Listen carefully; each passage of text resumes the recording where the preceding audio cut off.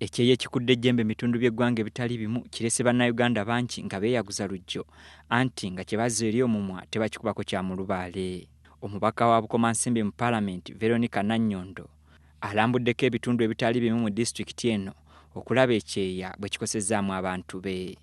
Ono atuuseeko ne mu nnimiro emu ey'omuvubuka Kiganda Beeka omutuuze ku kyalo ky'Ekiteera mu ggombolola y'Ebigasa nga ye ebyokwekubagiza olw'ekyeya yabivaako n'asalawo okusomba amazzi afukirire ebirime by'obutafiirwa. Problem eriwo nti okyayinza okulaba nga nina pampu awo naye nga they are like 10 people abaagala okukozesa pampu, the same pump.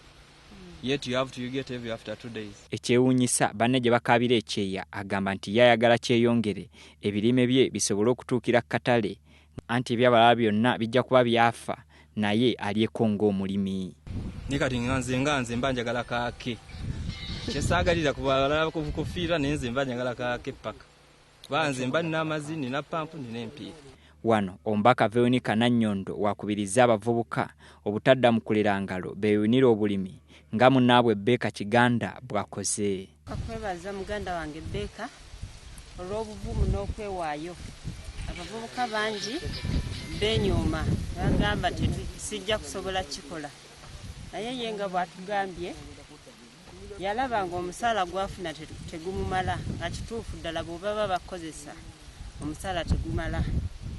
N'asalawo okulima atubuulidde yasookera mu nnyaanya. Ennyaanya ze yaggyamu kapito ezaagula ebyuma ati ali mu butunda.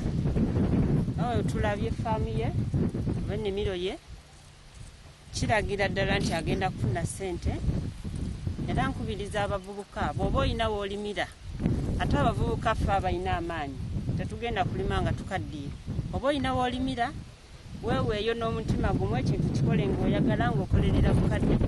Bino ebijjidde ng'omukulembeze w'eggwanga Yoweri Kaguta Museveni ali mu bitundu by'e Luweero ne Nakaseke akubiriza abantu okufukirira ebirime byabwe baleme okulindanga enkuba.